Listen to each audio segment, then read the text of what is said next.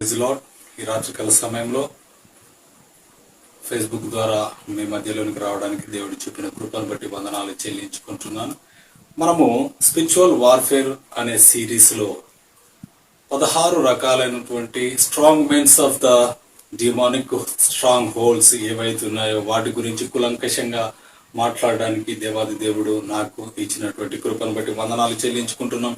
గత ఎపిసోడ్ లో మనం చూసినట్లు మొట్టమొదటిది spirit of divination, the second one is familiar spirit, third one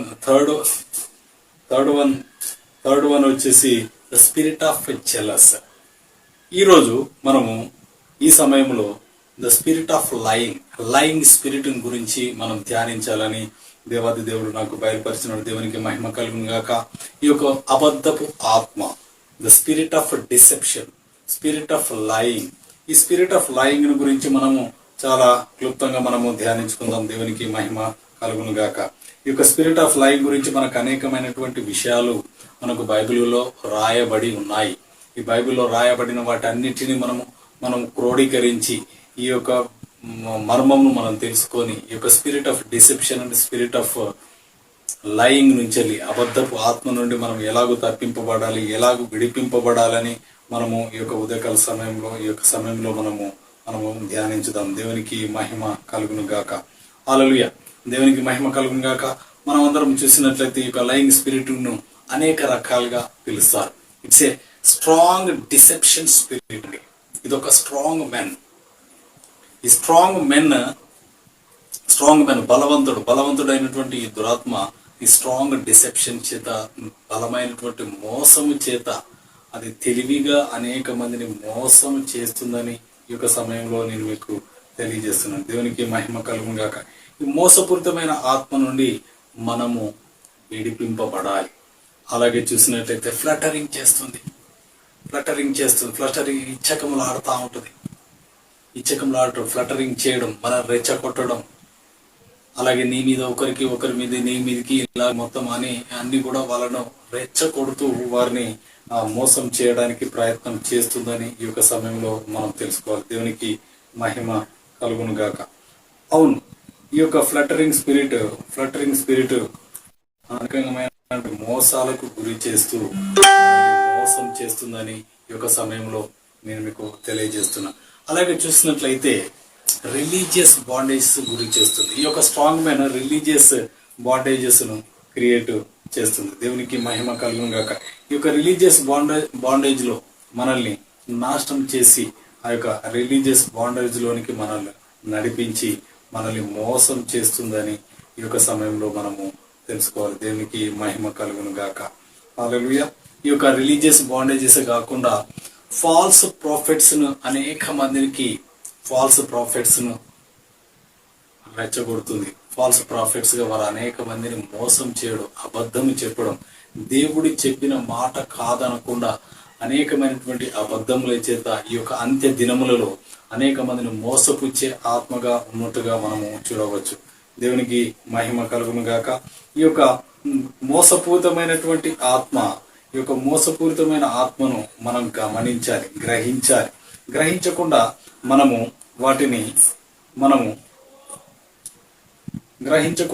మనము మోసపోకూడదు.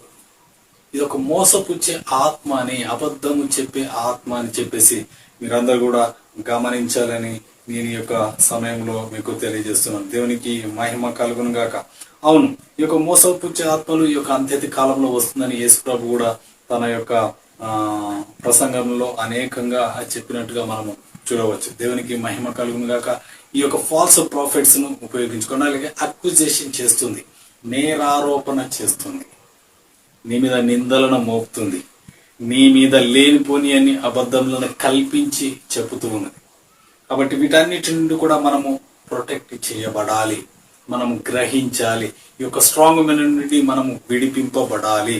ఇదొక దురాత్మని, ఇదొక బలవంతుడని, ఇదొక స్ట్రాంగ్ మెన్, నీవు దీన్ని గమనించి గ్రహించి మనం జాగ్రత్తగా ఉండాలని ఈ యొక్క సమయంలో నేను తెలియజేస్తున్నాను. అక్యుజేషన్ చేస్తుంది, మన మీద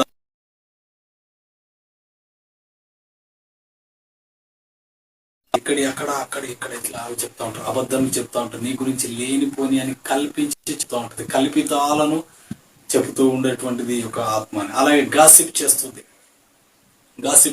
లేని మాటలను పుట్టించడం, లేని వార్తను పుట్టించడం, ఇలాంటి భయంకరమైన కార్యాలు చేస్తుందని. అలాగే చూసినట్లయితే అబద్ధాల చేత ఉంటుంది. ఈ అబద్ధ బోధకులు, అబద్ధ టీచర్స్, గాస్పల్ టీచర్స్ కూడా అనేక మంది బయలుదేరినట్టుగా వాక్యాన్ని వక్రీకరించి అనేక మందిని దేవుని రాజ్యం నుంచి పక్కకు తప్పించడానికి కూడా ప్రయత్నాలు చేస్తున్నారు. ఈ యొక్క అబద్ధపు ఆత్మ చేత మనం విడిపింపబడాలి. If there is any lying spirit is in you, you have to alert. దేవునికి మహిమ కలుగును. దేవుడు ఈ యొక్క అబద్ధపు ఆత్మను, అబద్ధములను దేవుడు త్రోసి వేస్తున్నాడు, కొట్టి వేస్తున్నాడు. కాబట్టి మనం అందరం కూడా మనం జాగ్రత్తగా ఉండాలి, వీటిని కనిపెట్టి మనం జాగ్రత్తగా ఉండాలని ఈ యొక్క సమయంలో నేను మీకు తెలియజేస్తున్నాను. దేవునికి మహిమ కలుగును గాక.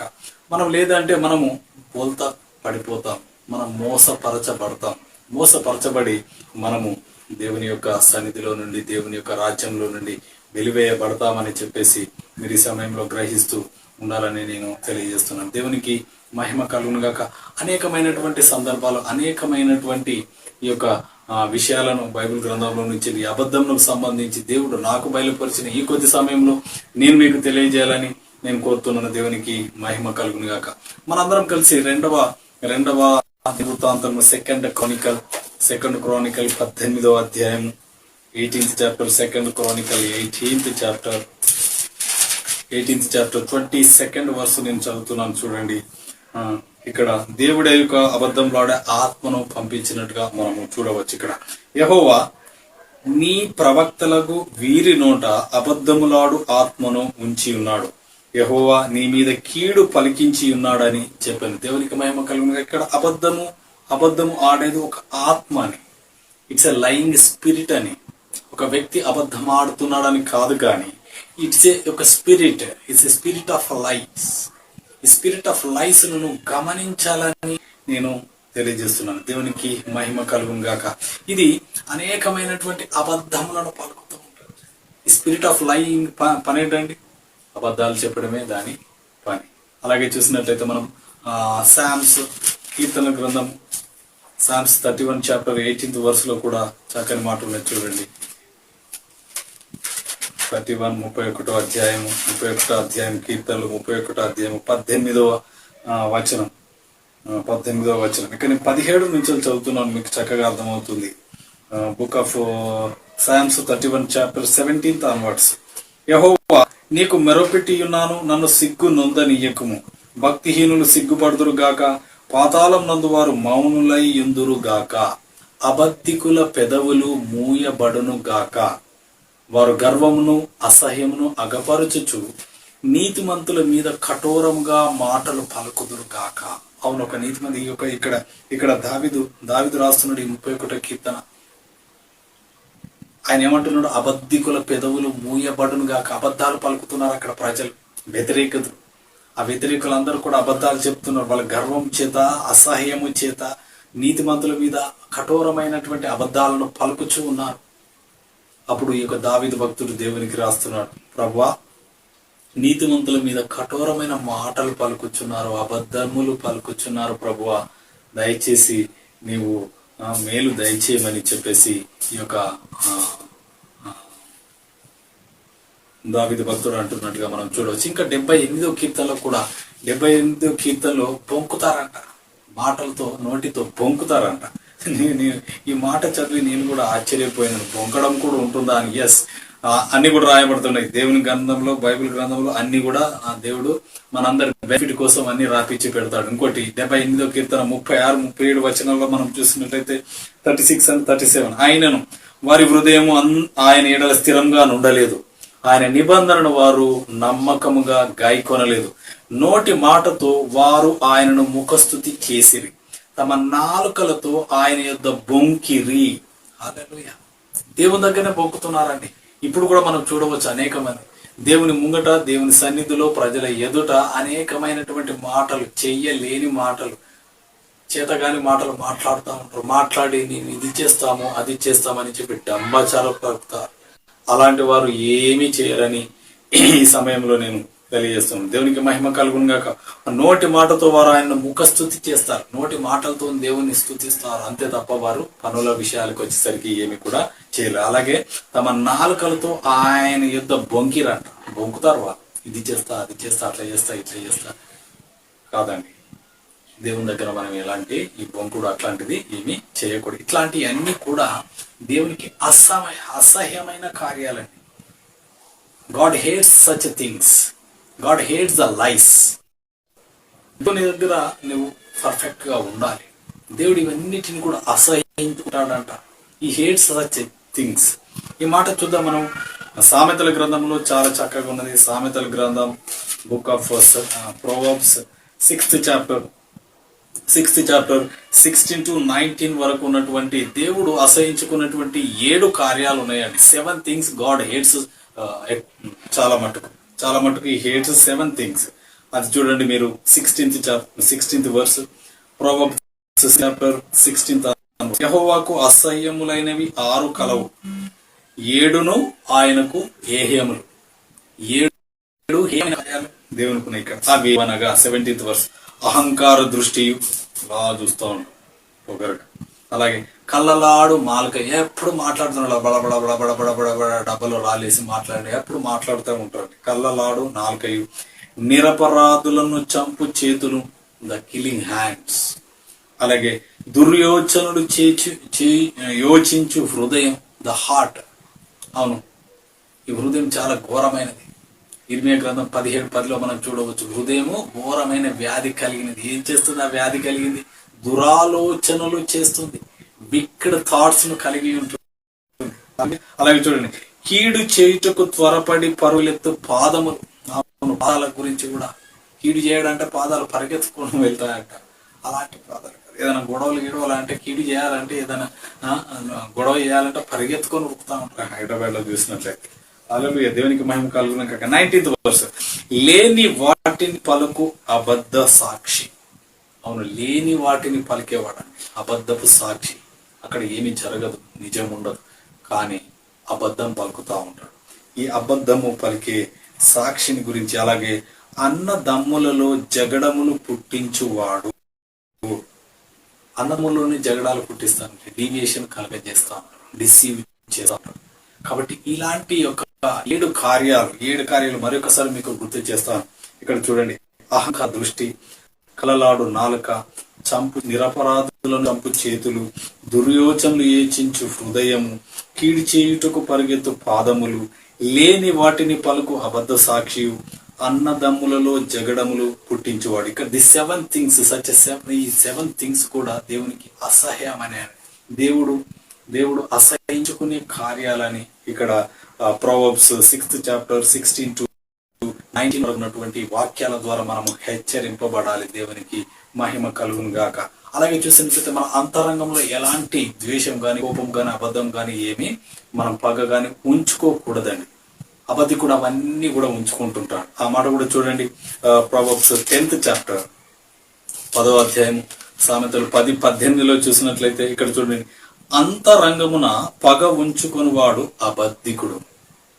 పగ లోపల ఉంటుంది, వాడు పైకి మాత్రం మంచిగా మాట్లాడుతూ ఉంటాడు. అంతరంగమున పగ ఉంచుకుంటాడంట. 18th verse, అంతరంగమున పగ ఉంచుకోనవాడు అబద్ధికుడు. కొండెము ప్రచురము చేయువాడు బుద్ధిహీనుడు. కొండాలు చెప్తాను, ఎప్పుడు ఎవరి మీద పడితే వాళ్ళ మీద ఏదో ఒకటి చెప్పుతూనే ఉంటాడు. అలాంటి వాడు బుద్ధిహీనుడంట. దేవునికి మహిమ కలుగును గాక. అలాగే మనం చూసినట్లయితే ఇక్కడే సామెతల గ్రంథంలో 20వ అధ్యాయం 19వ వచనంలో కొండగాళ్ళలాగా కొండెములు చెప్తా ఉంటారు. వీళ్ళకు వీళ్ళు తగులాట పెట్టిస్తా ఉంటారు. అది 20వ అధ్యాయం 19వ వచనం, Proverbs 20th chapter 19th verse. ఇక్కడ చూడండి, కొండగాడై తిరుగులాడువాడు పరుల గుట్టు బయట పెట్టును. పరుల గుట్టు బయట పెడతానంటే ఎప్పుడు ఎవరి మీద ఏది చెప్పాలా అని, కొండెములు చెప్పాలని ఎప్పుడు ఎదురు చూస్తూ ఉంటారు. మన చుట్టుప్రక్కల అనేక మంది కనబడతా ఉంటారు. చూడండి, కావున వదరుబోతుల జోలికి పోకుము. వదరుబోతు ఎప్పుడు మాట్లాడుతూ ఉంటాడు. నేను కొంతమందిని చూశాను, వారికి విషయం తెలిసినా మాట్లాడుతూ ఉంటారు, విషయం తెలియకున్నా మాట్లాడుతూ ఉంటారు. వారు ఎందుకు మాట్లాడుతున్నారో కూడా వారికే తెలియదు. వదరుబోతులు వారు బాగా మాట్లాడితే మాకు బాగా జ్ఞానం ఉన్నదని చెప్పేసి వారి యొక్క అపోహ, దాన్ని బట్టి వారు అలాగూ మాట్లాడుతూ ఉంటారు. అలా కాదండి. దేవునికి మహిమ కలుగును గాక. ఈ యొక్క అబద్ధములను, లేని మాటలను మనం ఇవన్నీ కూడా చెప్పకూడదు. 26, 24 చూడండి, అక్కడ సామెతలు 26, 24 ఇంకొక మాట ఉన్నది. ఎలా మాట్లాడతారు చూడండి. 24, 26వ అధ్యాయము 24 నుంచి చూస్తున్నాను. పగవాడు పెదవులతో మాయలు చేసి అంతరంగంలో కపటము దాచుకొను. పగవాడు ఏం చేస్తాడట? మాయలు చేస్తాడట. పెదవులతోనే మాయలు చేస్తాడట. మాటలతో మాయ చేస్తాడు. ఎస్, మోసం చేస్తాడు. మీ అందరికీ తెలుసు ఏంటి? అంతరంగంలో కపటము దాచుకోను. అంతరంగంలో కపటం దాచుకుంటాడు, మోసం దాచుకుంటాడు. దాచుకొని పైకి పెదవులతో ఏం చేస్తాడంట? మాయలు చేస్తాడట. మీ అందరికి తెలుసు, ఆదాము హవ్వలను ఆ యొక్క సర్పం రూపంలో వచ్చిన సాతాను, సర్పం రూపంలో వచ్చిన సాతాను ఏం చేసింది? అందముగా, రమ్యముగా, ఆకర్షణీయంగా వారిని మోసం చేసి, ఇది నిజమా? ఎస్, అబద్ధం చెప్పింది. ఇది నిజమా? దేవుడు చెప్పిన మాట నిజమా? దేవుని మాటని వక్రీకరించి ఇది నిజమా అని చెప్పేసి వారిని మోసం చేసినట్టుగా, అబద్ధం చెప్పి వారిని దేవుని యొద్ద నుండి వారిని విడదీసినట్టుగా మనము చూడవచ్చు. అందుకని ఇక్కడ చూడండి 26, 24 సామెతల్లో, పగవాడు పెదవులతో మాయలు చేసి అంతరంగములో కపటము దాచుకొను. వాడు దయగా మాట్లాడినప్పుడు వాని మాట నమ్మకము. ఏమండి, ఈ మాట మీరు బాగా జ్ఞాపకం చేసుకోవాలి. వాడు దయగా మాట్లాడినప్పుడు, మోసగాడు దయగా మాట్లాడిననుకో, వాని మాటలు నమ్మకం. వాని హృదయంలో 7 హేయ విషయములు కలవు.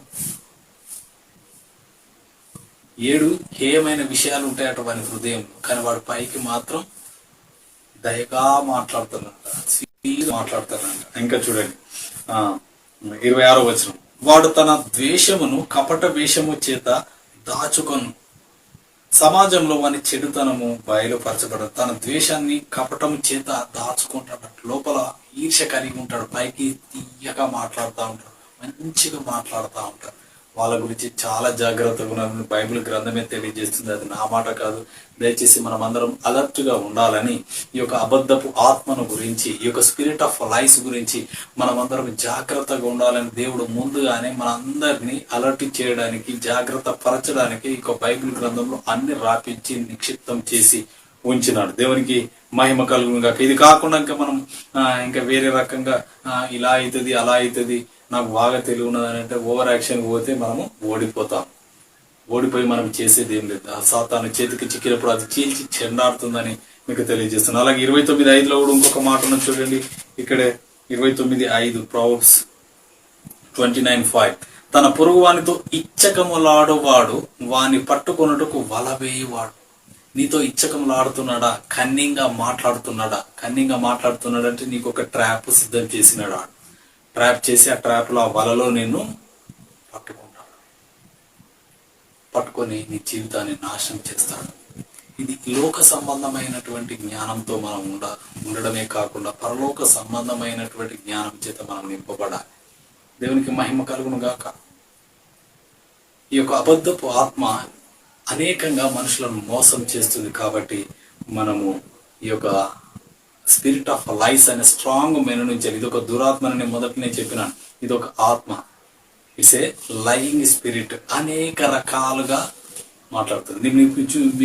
నేను స్క్రీన్ షాట్ లో పెట్టాను కదా, స్క్రీన్ షాట్ లో పెట్టాను ఏంటి ఈ యొక్క ప్రసంగం గురించి. 2 నాలుకలు ఉంటాయండి, 2 నాలుకలు ఉంటాయి. వారు చెప్పేది ఏది కూడా కరెక్ట్ కాదు. వారు నిజం చెప్పినా అబద్ధమే, అబద్ధం చెప్పినా అబద్ధమే. వారి నోటి నుండి నిజాలు ఎప్పుడు కూడా రావు. అలాంటి వారి గురించి మనం జాగ్రత్తగా ఉండాలి. దేవునికి మహిమ కలుగును గాక. అదే ఆది కాండములో ఆదాము హవ్వల దగ్గరికి, ఆ యొక్క చెట్టు దగ్గరికి వచ్చి ఆదాము హవ్వలకు ఏం చేసింది? అబద్ధం చెప్పింది. 2 నాలుకలతో ట్విస్ట్ చేసింది, మాటను తిప్పివేసి మోసగించి వారు ఆత్మీయకంగా చచ్చేలాగా చేసింది. అలాగ చేసిన సాతాను ఈ లోకంలో తనకు సమయము కొద్దిగా ఉందని ఎరిగి, దానికి కొద్దిగా ఉన్నది సమయం, దానికి తెలుసు దాని సమయము వెరీ లిమిటెడ్, ఆ సమయంలో ఎంతమందిని అయితే అంతమందిని నాశనం చేయాలని అది బహు బలముగా, బహు యాక్టివ్గా, చాలా షార్ప్గా అది పని చేస్తుందని ఈ యొక్క సమయంలో నేను మీకు తెలియజేస్తున్నాను. దేవునికి మహిమ కలుగును గాక. ఈ యొక్క దురాత్మ ఎక్కడి నుండి వచ్చింది అంటే పరలోకం నుండి త్రోయబడ్డది. లూసిఫర్తో పాటు మూడొంతుల యొక్క దురాత్మలన్నీ కూడా పరలోకం నుండి త్రోసివేయబడ్డ తర్వాత అది ఏం చేస్తుందంటే ఈ యొక్క సాతాను అపవాది, దానికి ఏం పేరున్న చూడండి, అబద్ధమునకు జనకుడు, ద ఫాదర్ ఆఫ్ లైస్.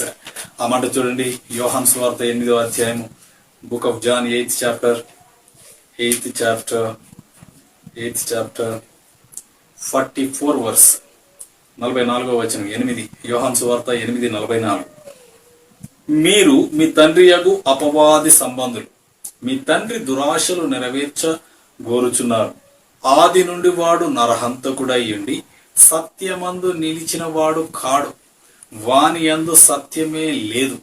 వాడు అబద్ధం ఆడునప్పుడు తన స్వభావమును అనుసరించి మాటలాడు. వాడు అబద్ధికుడును అబద్ధమునకు జనకుడనై ఉన్నాడు. హల్లెలూయా. దేవునికి మహిమ కలుగును గాక. ఈ మాట మన హృదయాల్లో ముద్రింపబడాలి. అపవాది ఎప్పుడు కూడా అబద్ధాలే చెప్తుందండి. అది అబద్ధమునకు జనకుడు అంటే ఫాదర్ ఆఫ్ లైస్. దాని తల మొదలుకొని అరికాల వరకు అన్ని కూడా అబద్ధంగా ఉంటుంది, నిజం ఎప్పుడు చెప్పదు. కాబట్టి అబద్ధంను నమ్మకూడదు, అబద్ధానికి రియాక్ట్ కాకూడదు.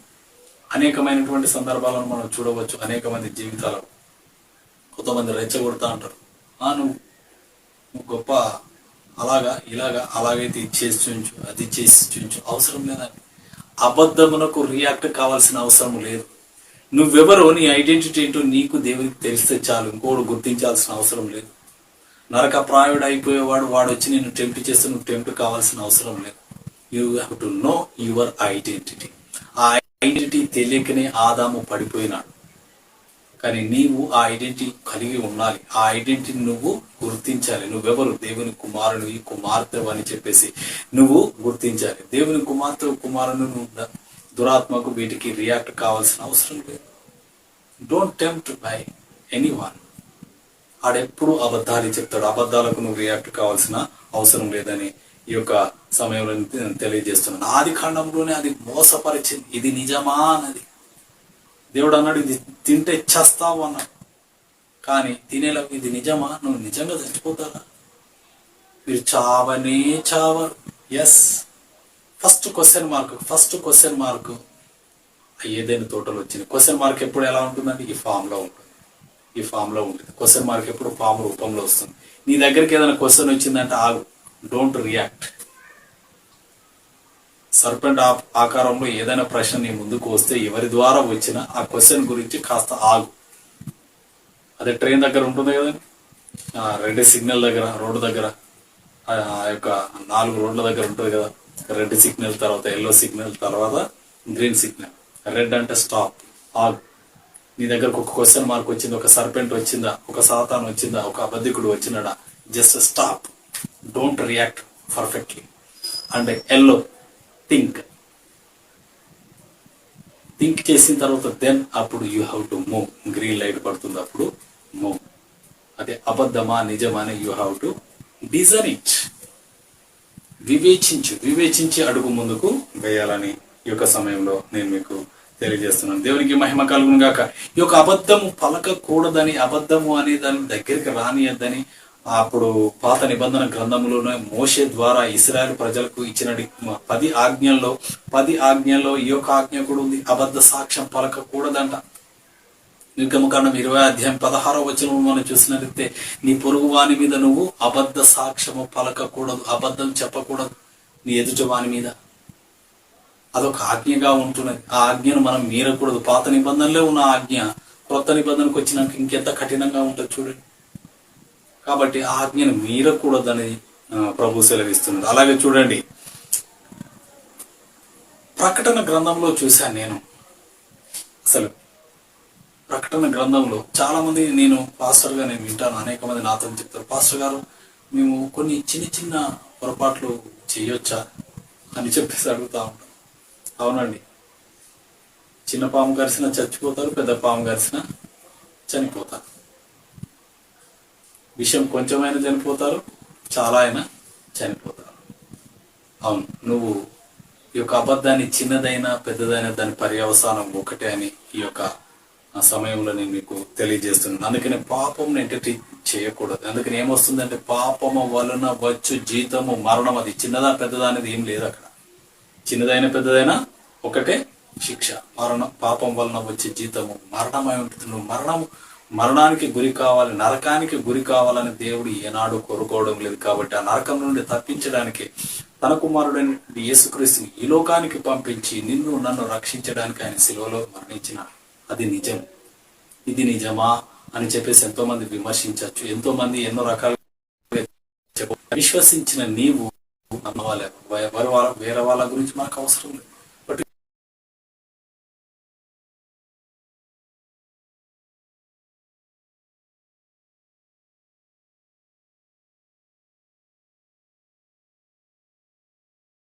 నిరీక్షణతో కనిపెడుతున్నాం. ఆయన 500 మంది ఎదుట ఆయన ఆరోహణమైన మళ్ళీ ఆయన మాట చెప్పినట్టు అది ఖచ్చితంగా నెరవేరుస్తాడు. కాబట్టి దేవునికి మహిమ కలుగును గాక. మనం ఆయన మాటను నమ్మాలి. ఈ యొక్క అబద్ధమునకు జనకుడైనటువంటి ఈ దురాత్మ చెప్పి ఏ ఒక్క మాటను కూడా మనం నమ్మకూడదు అని చెప్పేసి ఈ యొక్క సమయంలో నేను మీకు తెలియజేస్తున్నాను. మనం ఏది నమ్మాలి? అబద్ధాలను మొత్తం ప్రపంచమంతా అబద్ధములతోనే నడుస్తున్నది. కానీ క్రీస్తును అంగీకరించిన నీవు, క్రీస్తు రక్తము చేత విమోచింపబడిన నీవు సత్యం నమ్మాలి. What is the truth?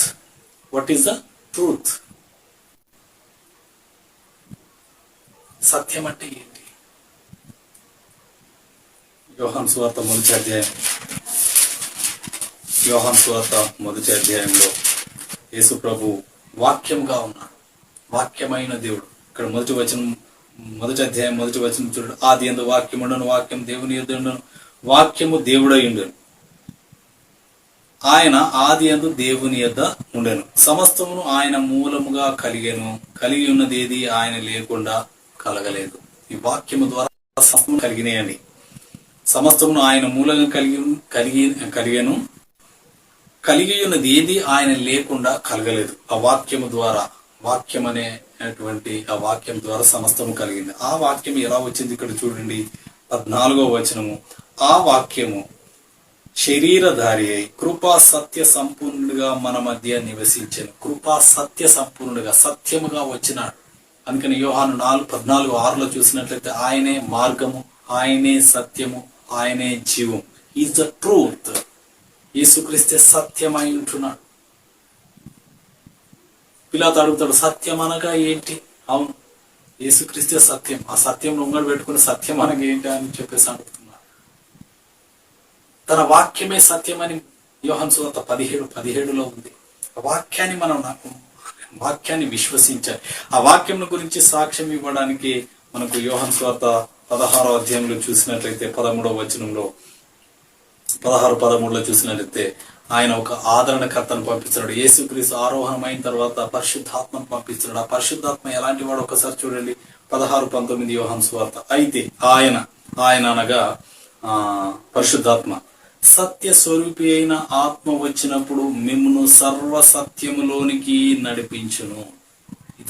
The spirit of truth అంటే సత్యస్వరూపి అయిన ఆత్మ. ఈ సత్యస్వరూపి అయిన ఆత్మ వచ్చి సర్వ సత్యంలోనికి నేను నడిపిస్తాను. ట్రెమెండస్ ట్రూత్ లోనికి నడిపిస్తుంది. నిజం ఏది, అబద్ధం ఏది నీకు బయలుపరుస్తుంది. నీకు సత్యం తెలిసినప్పుడు నువ్వు ఆ సత్యంలో నుండి కదలవు. అందుకనే సత్యంను తెలుసుకోవాలి. ఎవరో వినడం కాదండి. దేవునికి మహిమ కలుగుగా. ఈ సమయంలో మరి ఒక్కసారి చెప్తున్నాను నేను. అందుకే నీకు వాక్యాన్ని ఎత్తిపెట్టి, వాక్యం యొక్క రెఫరెన్స్ చెప్పి, వాక్యమును తీసి చదివి మీకు ఎందుకు వినిపిస్తున్నానంటే ఈ వాక్యమును నమ్మాలి. ఇది వాక్యం నా ఊహతోనో లేకపోతే నా ఊహతో చెప్పేది కాదు, నా యొక్క ఇమాజినేషన్తోనో ఏదో స్టోరీ లాగా చెప్పడం కదా. నేను చెప్పే వాక్యము ఈ యొక్క బైబిల్ గ్రంథంలో రాయబడి ఉన్నదా లేదా అని. ఇది పరిశుద్ధాత్మ ఆత్మ ప్రేరేపణ చేత భక్తుల చేత రాయబడింది. మనకి ఏది అవసరమో అది మాత్రమే దీంట్లో రాపింపబడి ఉన్నది. కాబట్టి మనం ఈ వాక్యాన్ని నమ్మాలని నీకు వాక్యాలని కూడా మీకు తెలియజేస్తూనే ఈ వాక్యమే సత్యమై ఉంటుంది, సర్వసత్యంలోనికి నడిపిస్తుంది. నువ్వు ప్రపంచంలో ఏ సొల్యూషన్ కావాలన్నా కూడా ఈ బైబిల్ గ్రంథంలో ఉన్నది. అవునండి, అనేక మంది ఇప్పుడు ఈ రోజుల్లో ఏమవుతుంది, కరోనా వైరస్ గురించి అందరూ గడగడ వణికిపోతారు. కానీ వైరస్ ని ఎవరు సృష్టించినాడు? సమస్తం ఎవరి ద్వారా కలిగింది? ఇప్పుడు యోహాను సువార్త 1వ అధ్యాయంలో మనం చదువుకున్నాం. కలిగి ఉన్నది ఏది ఆయన లేకుండా కలగలేదు. ఈ యొక్క వైరస్ ను కూడా ఆయన కలగజేసినాడు. ఎందుకు కలగజేసినాడు? ప్రజలు తిరుగుబాటు చేసినప్పుడు వారిని భయభ్రాంతులకు గురి చేసి గాని వారి యొక్క పాపంలోనికి దొల్లిపోకుండా, నరకానికి వెళ్లకుండా వారిని తన వైపు తిప్పడానికి కొన్నిసార్లు ఈ యొక్క తెగులు కానీ, భూకంపాలు కానీ, ఆకాశములో నుండి ఆ యొక్క వరదలు కానీ, వర్షాలు కానీ, సునామీలు కానీ ఇవన్నీ కూడా జరుగుతూ ఉంటాయి. జరిగి తన ప్రజలను తన దగ్గరికి తీసుకుంటున్నాడు దేవుడు. ఏ ఒక్కరు నశించుట ఆయన చిత్తము కాదు. కాబట్టి ఈ యొక్క సత్య స్వరూపైన ఆత్మ వచ్చి సర్వ సత్యంలోనికి నడిపింపబడతాం. సర్వ సత్యంను బోధిస్తుంది. మనకు వాట్ ఈస్ ద ట్రూత్ అని నీకు తెలియజేస్తుంది. ఎల్లప్పుడు మనకు తోడుగా ఉండి ఆయన మనకు తెలుస్తారు. ఇక్కడ 16లో చూడండి.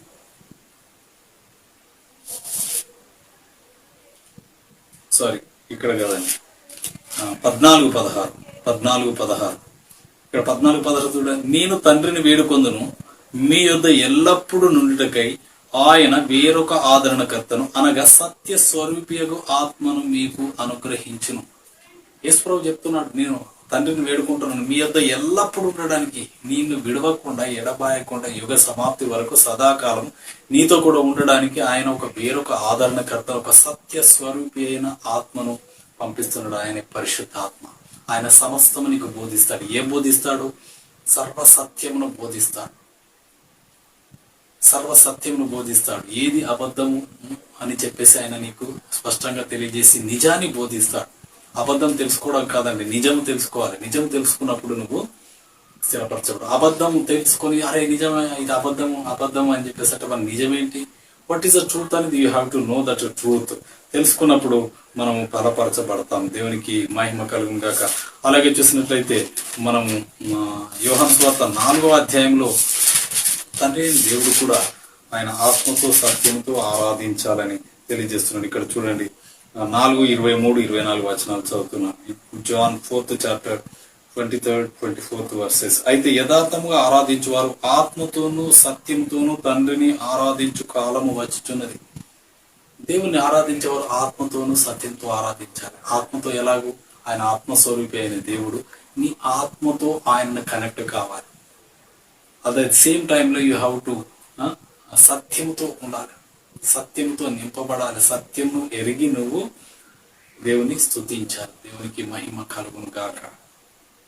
అలాగే చూడండి, ఇక్కడ 24 వచనం, దేవుడు ఆత్మ కనుక ఆయనను ఆరాధించువారు ఆత్మతోనూ సత్యంతోనూ ఆరాధింపవలను. ఆయన ఆరాధించేవారు ఆత్మతోనూ సత్యంతో నిజంగా ఆరాధించాలి. ముసలి కన్నీరు కాదు, అబద్ధపు మాటలతో కాదు. దేవుని ఆరాధించేటప్పుడు హార్ట్ఫుల్ గా నీ ఆత్మతో సత్యముతో ఆరాధించాలి. ప్రభా నాకు సహాయం దయచేసి, థ్యాంక్ యూ లార్డ్ అని చెప్పేసి ప్రభును స్తుతించి ఘనపరిచి మహిమపరిచి ఆరాధించాలని దేవుడు కోరుతున్నాడు. దేవునికి మహిమ కలుగును గాక. 1 యోహాను పత్రికలో కూడా ఉన్నది చూడండి. 1 యోహాను 3వ అధ్యాయం 1 John 3rd chapter 4 and 5 verses, 7 and 8 verses, 7 and 8. చిన్నపిల్లలారా, ఎవనిని మిమ్మును మోసపరచనీయకుడి. ఆయన నీతిమంతుడై ఉన్నట్టు నీతిని జరిగించు ప్రతివాడును నీతిమంతుడు. అపవాది మొదట నుండి పాపము చేయుచున్నాడు గనుక పాపము చేయువాడు అపవాది సంబంధి. ఇక్కడ చూడండి, మోసపరచనీయకండి. మిమ్మల్ని ఎవరు కూడా మోసపరచనీయకండి. మోసపరిచే దురాత్మకు మీరు స్థానం ఇవ్వద్దు. ముందుగా మీలో ఇవ్వకూడదు. మిమ్మల్ని మోసపరచడానికి ఇంకొక వ్యక్తి దగ్గర నుంచి వచ్చే ఆ యొక్క దురాత్మను కూడా మనము ఎంటర్టైన్ చేయవద్దని దేవుని వాక్యం చాలా స్పష్టంగా తెలియజేస్తుంది. దేవునికి మహిమ కలుగునక. మనం పడవద్దు, మోసపోవద్దు. మోసపోయిన తర్వాత మనం ఏం చేసేది లేదు. మోసపోకుండా ముందే దేవుడు మనకు ఈ యొక్క వాక్యం ద్వారా చాలా స్పష్టంగా వివరించి తెలియజేస్తున్నాడు. దేవునికి మహిమ కలుగును గాక.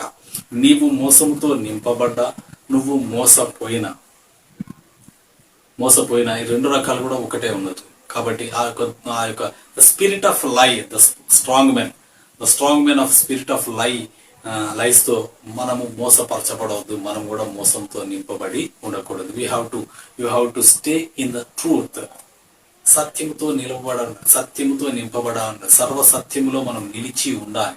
వాక్యంలో నిలిచి ఉండాలి. నిలిచి ఉన్నప్పుడు మనము నిత్య జీవంలోనికి వెళ్తామని దేవుడు మనల్ని కూడా పరలోక రాజ్యంలో తాను ఉండే స్థలంలో మనల్ని నివసింపచేస్తాడని ఈ యొక్క సమయంలో నేను మీకు తెలియజేస్తున్నాను. దేవునికి మహిమ కలుగును గాక. ఈ యొక్క అబద్ధములు ఎంటర్టైన్ చేసే వాళ్ళు కానీ, చిన్న అబద్ధము పెద్ద అబద్ధము అని చెప్పేసి మీరు అనుకుంటున్నారు. కానీ ఇది ఒక స్ట్రాంగ్ స్పిరిట్, స్ట్రాంగ్ మెన్. నాలుగవది చెప్తున్నాను. నాలుగవది స్పిరిట్ ఆఫ్ లైస్. ఈ యొక్క అబద్ధపు ఆత్మను మనం ఎదిరించాలి. అబద్ధపు ఆత్మను మనం పారద్రోలాలి. దాంతో ఎలాంటి ఎంటర్టైన్ చేయకూడదు. ఈ అబద్ధం ఆడడం కానీ, అబద్ధంలో పడిపోవడం కానీ, ఇట్లాంటి వాళ్ళంతా నరక ప్రాయం అవుతారని దేవుడు చాలా స్పష్టంగా తెలియజేస్తున్నారు. ఇది నా మాట కాదు, మీరందరూ వాక్యంను తెరిచి మీరు చూడండి. ప్రకటన గ్రంథంలో చివరి అధ్యాయం అండి, అయిపోయింది. ఇక ప్రకటన గ్రంథం ఇంతవరకు ఇంకా కాలేదు, ఇంకా రాలేదు. అది ఇంకా ప్రాఫిటిక్, అది ఇంకా ముందు ఉన్నది. ఆ ముందు ఉన్నటువంటి ఈ యొక్క ప్రాఫిటిక్ గా ఉన్నటువంటి ఈ యొక్క ప్రకటన గ్రంథంలో చివరి అధ్యాయంలో ఈ చివరికి అన్ని అయిపోయిన తర్వాత ఈ యొక్క 15వ అధ్యాయం, 22వ అధ్యాయం 15వ వచనంలో కూడా తెలియజేస్తున్నారు, ఎవరు పరలోక రాజ్యంలో ప్రవేశిస్తారు.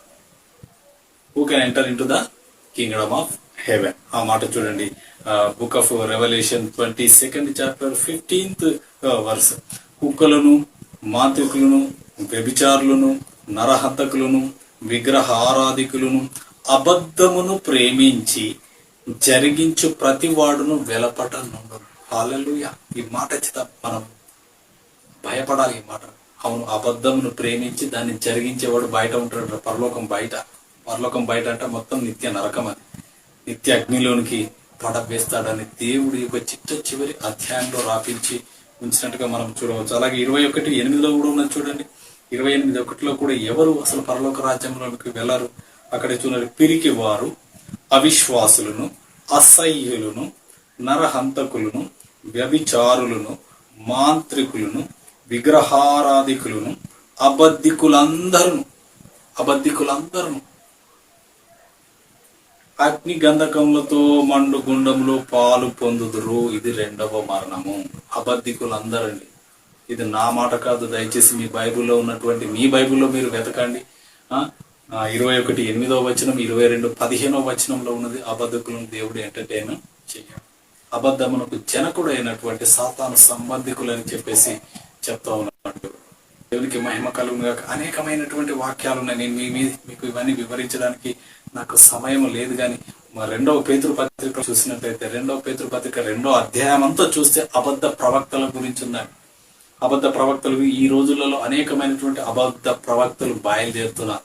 వారు బైబిల్లో ఉన్నటువంటి కరెక్ట్ డెఫినేషన్స్ కూడా తెలియదు. ఏదో నోటికి వచ్చినట్టు నువ్వు దీవింపబడుతున్నావు, అది వస్తుంది, ఇది వస్తుంది, ఇట్లా దీవింపబడతాను, అట్లా దీవింపబడతాను. ఇవి కాదండి. దేవుడి చెప్పని మాటలను చెప్పి వారు ప్రజలను మోసగిస్తున్నారు. మీరు ప్రత్యేకంగా చదవండి. 2వ పేతురు పత్రిక 2వ అధ్యాయం అంతా చదవండి. The whole chapter declares about the false profits. ఈ అంత్య దినములలో అబద్ధ ప్రవక్తలు బయలుదేరుతారని వాక్యంలో ఉన్నది. ఇప్పుడు అనేక మంది పెట్టుకుంటున్నారు, చిన్నవాళ్ళు పెద్దవాళ్ళు, ఎవరు పడితే వాళ్ళు ప్రవక్త. Who is the profit? దేవుని చెంత నుండి వచ్చినటువంటి మాటను పలికేవాడే ప్రవక్త. ఇష్టం వచ్చినట్టు ఆయన నోటికి వచ్చినట్టు పలకడానికి కాదు. అది పాత నిబంధన గ్రంథంలోనూ కూడా ఉన్నది. ఇర్మియా గ్రంథంలో చూపిస్తాను మీకు ఆ మాట. ఒకసారి చూడండి. ఇర్మియా గ్రంథం 23వ అధ్యాయం ఇక్కడ చూడండి, 23:9 వచనంలో ఉన్నది. ఇక్కడ చూడండి, ప్రవక్తలను గూర్చినది చెప్తున్నాడు.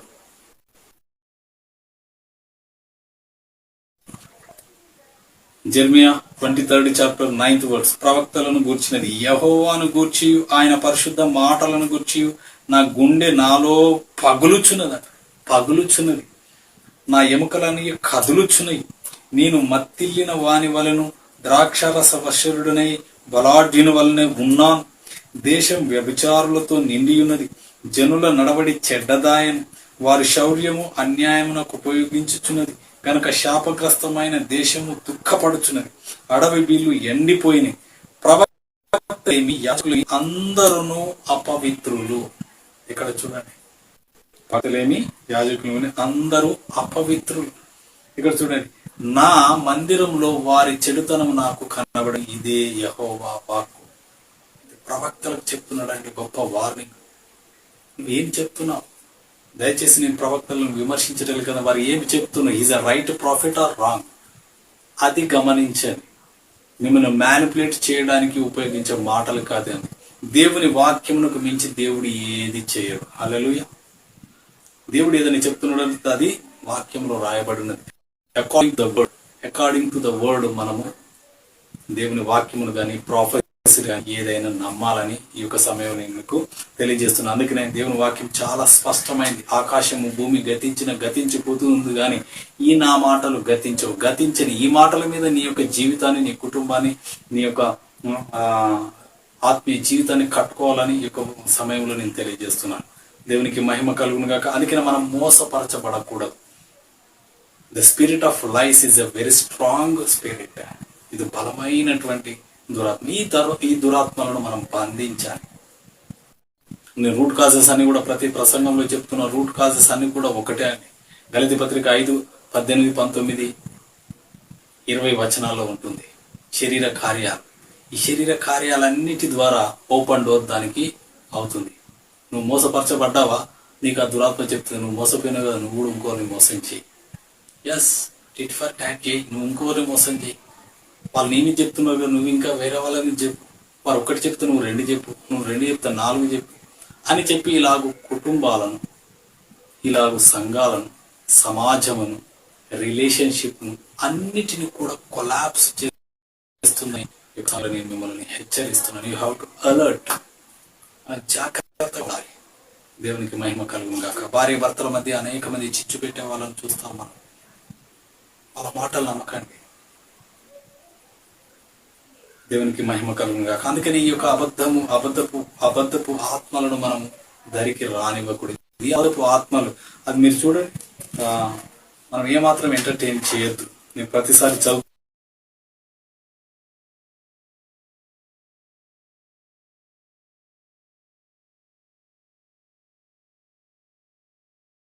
డోర్స్ ఫర్ ద డీమన్స్ అండి. నీ జీవితంలో, నీ కుటుంబంలో ఎంటర్ కావాలంటే ఇది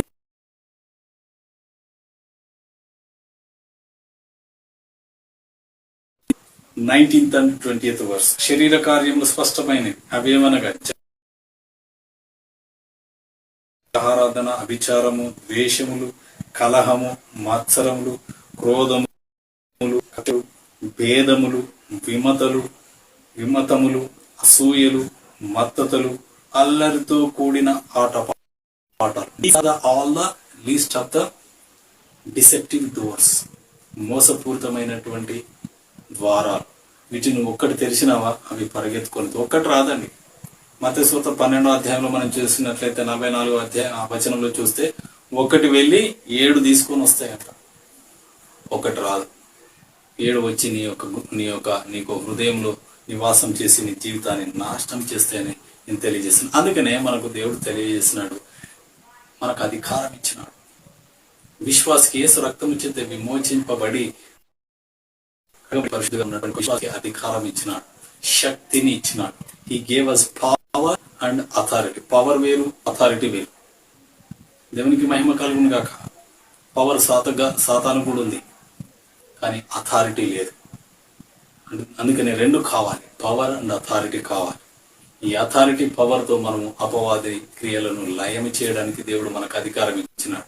అందుకని మత్తయి సువార్త 16:18లో పేతురు, ఈ యొక్క బండ మీద నేను నా సంఘాన్ని కడతాను, పాతాళ లోక ద్వారంలో దాని ఎదుట నిలువనేరవు, నీకు పరలోక రాజ్యం తాళం చెవులు ఇస్తున్నాను, నువ్వు దేని బంధిస్తే అది పరలోకమందు బంధిస్తాను, దేన్ని విప్పుతే అది పరలోకమందు విప్పుతాను అని చెప్పేసి వాగ్దానం చేసినాడు. 18 మత్తయి సువార్తలో కూడా అదే వాగ్దానం ఉన్నది.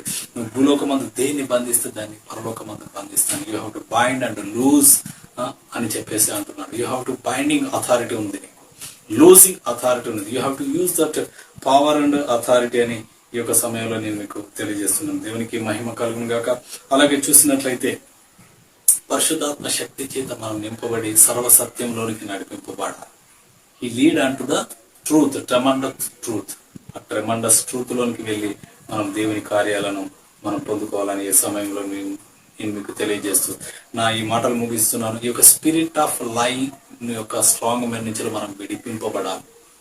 నువ్వు దేవుని నమ్మినావా, విశ్వసించినావా, నువ్వు ఏ స్థాయిలో పనిచేస్తున్నావు, దేవుని సంఘంలో ఏ అవయవంగా ఉంటున్నావు, సంఘంలో సమాజంలో ఎలా ఉంటున్నావు, ఏంటిది అనేది కాదు. కానీ are you filled with this lying spirit, you are going to die, you are going to collapse.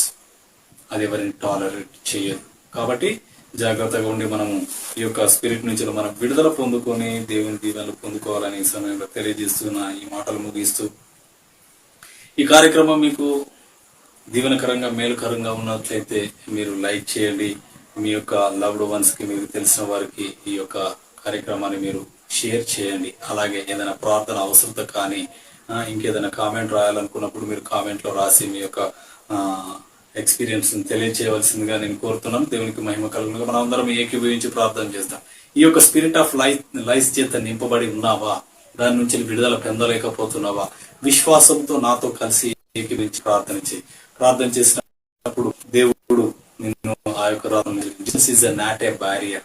పరిశుద్ధాత్మ దేవుడు హీజ్ ఓమ్నిపోటెంట్, ఓమ్నిసెన్స్. ఆయన ఎక్కడైనా ఉన్నాడు. కాబట్టి ఆ యొక్క దేవుడు నీతో కూడా ఉన్నాడు, నిన్ను విడుదల చేస్తున్నాడు ఇప్పుడే, right now, in the name of Jesus. Thank you lord. నీకు మహిమ ఘనత ప్రభావాలు చెల్లించుకుంటున్నాం. ఈ యొక్క సమయంలో తండ్రి నాయన ప్రభా, ఇంతవరకు మాతో మాట్లాడినావు తండ్రి. ద స్పిరిట్ ఆఫ్ లైఫ్ నుంచి, ఈ యొక్క స్ట్రాంగ్ మ్యాన్ ఆఫ్ స్పిరిట్ నుంచి ఎలాగ విడిపింపబడాలో, సర్వసత్యంలో ఎలాగో స్థిరపరచబడాలో మాకు నేర్పించినందుకు వందనాలు చెల్లించుకుంటున్నాం. Thank you lord. నీకే మహిమ ఘనత ప్రభావాలు. ఈ యొక్క తండ్రి నాయన ప్రభు ప్రార్థనలో ఏకీభవించిన ప్రతి ఒక్కరిని తండ్రి, wherever they are, whatever the situation Lord, సమస్తం ఎరిగిన దేవుడు, నజరేయుడైన సర్వశక్తిమంతుడైన యేసుక్రీస్తు నామములో, whatever the demon in the mighty name of Jesus, I bind in the mighty name of Jesus, I bind it in the name of Jesus, I bind and cast it out in the name of Jesus. I command them to be loose in the name of, lose their blessings, lose their life, lose their family, lose their business, lose their future in the mighty name of Jesus. Whatever the demons possessed, in the name of Jesus, I command them to leave my people in the name of Jesus. Lord నీకే మహిమ ఘనత ప్రభావాలు చెల్లించుకుంటున్నాను. ఈ యొక్క అద్భుత ఆశ్చర్యకరమైనటువంటి నాయన ప్రభావం, ఈ సందేశం ద్వారా అనేక మందిని మీరు విడిపించండి, దీవించి ఆశీర్వదించి మీరే మహిమ మీ సత్యంలో స్థిరపరచండి, మీ ఆత్మతో నింపండి. మరి సర్వసత్యంలోనికి నడిపించి మీరే దీవించి ఆశీర్వదించి మీరే మహిమ పొంది సమస్త ఘనత మహిమ మీకే చెల్లించుకుంటూ యేసుక్రీస్తు పరిశుద్ధ నామమున ప్రార్థించి అడిగి వేడుకుంటున్నాం తండ్రి. ఆమేన్, ఆమేన్, ఆమేన్. దేవుడు మిమ్మల్ని సమృద్ధిగా దీవించును.